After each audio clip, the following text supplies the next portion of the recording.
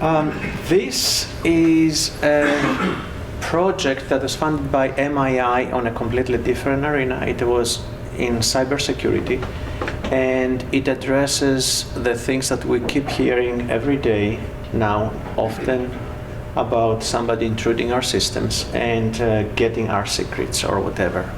You have a lot of things involved, from liability issues to commercial secrets, to government secrets, to personal things that are revealed by somebody who hacked into the systems that they're not supposed to, but they did. So what this project is about is cybersecurity and actually intrusion detection, detecting intrusions that happen on computer systems. Why this is becoming now a kind of a big problem? Mostly because we do have a lot of data that are flowing through the networks, and we have the capability of producing too much information. Of course, when you have a lot of information, you can analyze it and you can figure out by some techniques whether you have an intrusion coming into your systems or not. The problem is that you need to process a lot of information to do this thing. And the more information that is available, the more time you need to analyze the packets that come through the networks, and it takes much longer than it used to be. The result is, when you find out, it is too late. So what we plan to do is we decided to identify a completely different technique that does not really identify and analyze every single packet that comes through the network, but does it on a much smaller scale. So when you analyze flows, which basically are consolidated packets, you have less information to analyze. And when you have less information, you can do it in much less time. On the contrary, the problem with this approach is that if you have less information, you are not going to be very accurate. So when we have a lot of information, we strip down and we take, let's say, some aggregated amounts of it. We do come up to conclusions fast, but the answers may not be accurate. So what we decided to do is to identify a way that makes this process more accurate. And the answer is utilizing semantics and context. When we utilize semantics and context of various things that happen, and we take into consideration the location, the time, where the attacks are coming from, what ports are targeting, and we put those things together and we use this information in the analysis, we came up with the conclusion that the accuracy goes much higher, because now we supplement the missing information with context. And when we do that, we see that accuracy goes back up to not as close, not as exactly the same level as when we use packets, but pretty close to that. And the positive effect of that is that we use much, much less information to do it. So we have created a system that works in conjunction with an existing IDS, intrusion detection system, that does this thing. Currently, intrusion detection systems that are around do detect intrusions, but they have a lot of false positives. They keep creating red alerts all the time, up to the point that it is really how useful they are. You know, if everything is a red alert, it is not going to be telling me whether I have an intrusion or it is just by accident created a red alert because something happened to be not normal and just the system decided to have a red alert. So what we did is the technology that we developed, we paired it with existing intrusion detection systems, and we take as input the alerts from them, and we apply our technology and filter out those not so good alerts, we infuse the semantic and the contextual information we have, and the end result is that we have a pretty accurate identification of actual intrusions. And the best thing out of it is that we do it very quickly because we use flows instead of packets. And flows basically are consolidated packets. So this is the overall description of the system that we came up with. And we started working on this and we found out that we have some pretty good success based on several data sets that we applied this technique. So now let me back up through this thing. And some time ago, I think about 2 years ago, David came up and in one of the meetings that we have at UMBC, and he said, well, MII is here for you guys. If you have something that generates a technology, talk to me. TEDCO provides funds to us. So these things it came to my mind, and I said, okay, look, we may have some opportunity to do something here. So I talked to David, and initially he said, okay, let's look at this, let's see how this works. Give me some description. I gave him a description, and then he said, okay, I read it, I did not understand much about it. You need to change it. And again, as you have heard before by all panelists, we have to switch our mode of operation from science to business, because we need to make our message come across people who do not necessarily know what we are talking about. And we have to be able to persuade people of the positive aspects of the things that we create in their terms. So, if I remember correctly, the MII proposes about 5-6 pages. The technical description is about a page. So now I had to come up with the other 4 pages. So I asked Dave, what do I put there? Commercialization. I said, okay, what is that? Go and find your competitors. I said, I never did this in my life. So we had to go on the web and find out companies that come up with products similar to that, see what they have, see what they do not have, and basically make a comparison of where we are in our technology versus what they offer.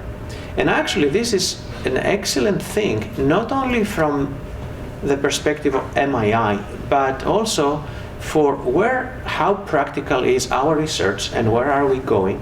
It is not only to create a paper that we publish and then forget about it and go to the next paper, but also have an impact as a result of the research that we're doing here. So, marketing, finding competitors. The other thing, I asked one of my students to go and find patents. And we did find a company that had something not exactly like that, but they tried to claim the whole world about their technology and tried to and had patents issued to them. So then David told me, okay, you have to find how you differ from them and emphasize on the differentiating factors of your technology versus what they have.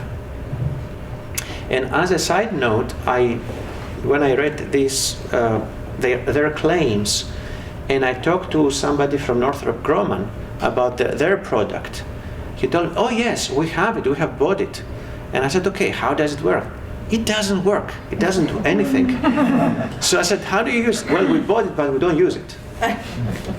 And then you go to the website of that company, and you see that they advertise that it has been used by so many companies. We have sales offices all over the world, but it doesn't do much. And this is not just a single case. There are many things like that. So you have to differentiate yourself. You have to find what is the best thing that you have and how better it is from others. So all of those things have to go into those things, into the MII application. And it is kind of a eye-opening experience for us because we are faculty. We know how to write proposals for funding agencies that are like NSF, NIH, and NEA. But when you look at the commercialization aspect of it, it is something quite different. And actually, it is very practical, very interesting, very intriguing. And based on that, I got involved into these things also from the entrepreneurship perspective. And eventually, I accepted to become a director of the entrepreneurship minor at UMBC.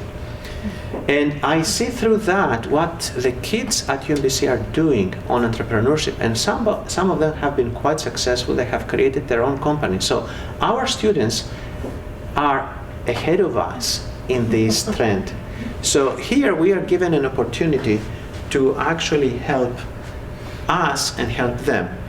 So back now into this project. What were the milestones of this thing? First of all, we needed to create a dashboard, which is a GUI for somebody to sit there and see what is going on while the packets are coming in, how they're translated into flows and what is happening. Are we having intrusion or everything is okay? And this has to be real-time or near real-time. So somebody who is an operator or some kind of a security guard there, they have only to look at the screen and see the colors changing, nothing more than that. So that is one of the milestones, which is basically the front end. But the actual science is happening behind this front end. So what are the things that are happening behind? First of all, we have to take the packets and make them flows. We have to consolidate them and put them together and make the thing that it is aggregated, to make the too much into small enough but good enough to make predictions. And then we have to demonstrate that actually our technology does work on specific attacks or on whatever attacks we can possibly add to this technology by experimenting. So we have to demonstrate that it does work on specific attacks, and then we have to demonstrate that it does work in as many data sets as we can put our hands on.